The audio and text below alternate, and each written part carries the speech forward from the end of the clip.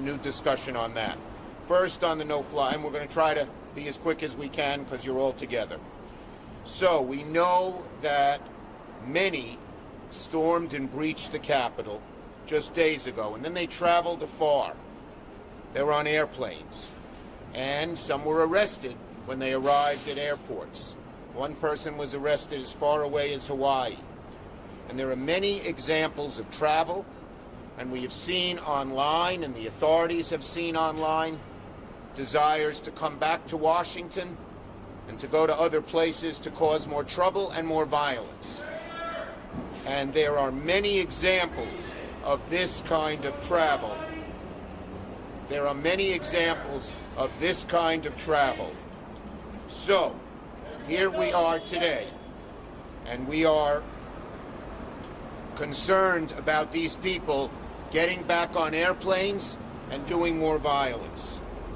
And so, today, ahead of the concern for possible future attacks, and with the law on our side, we are to say that these insurrectionists, many of whom are known to be at large, should not be able to hop on a flight. We are here today because the people, the insurrectionists who breached the U.S. Capitol fall under the definition of threats to the homeland and should be immediately added to the TSA no-fly list. We are calling on the authorities, the FBI, the TSA, any of those who are inside the Capitol should be placed on the no-fly list and not be allowed to fly because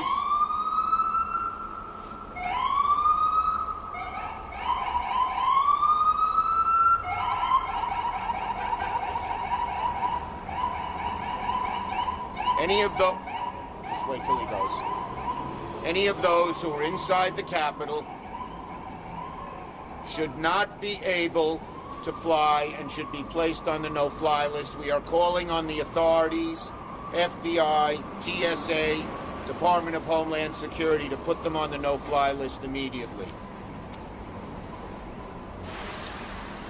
Amidst the continued threat of future violence online, the federal government's own concerns, I spoke to Director Wray about this twice in the last few days.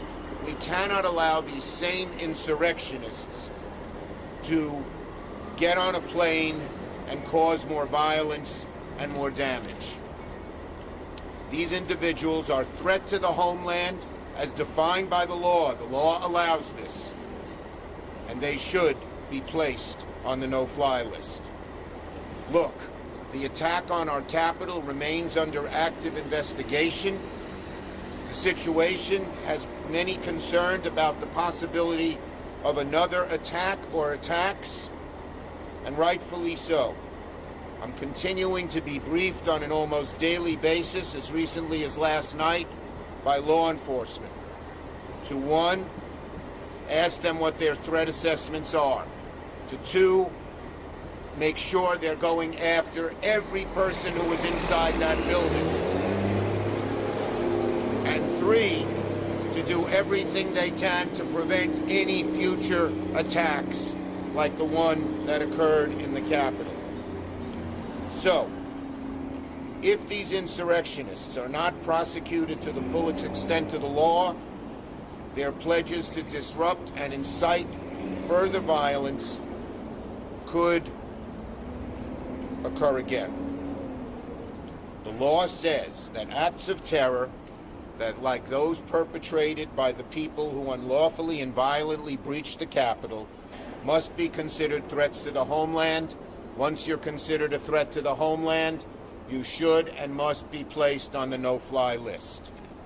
Plain and simple. The threats to violence cannot be allowed to fly, and neither can these individuals.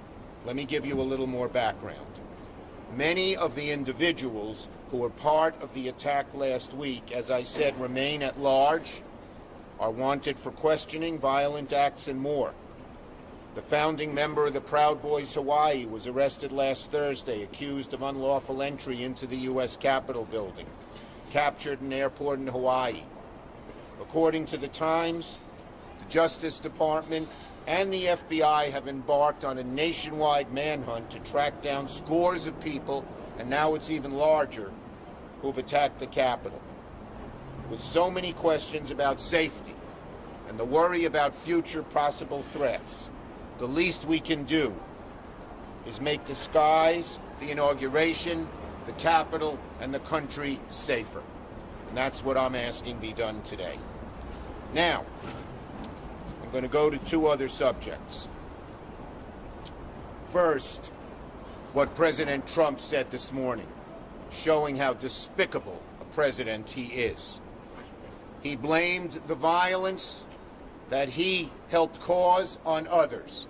He blamed the divisiveness that he regularly caused on others. He blamed so much on others.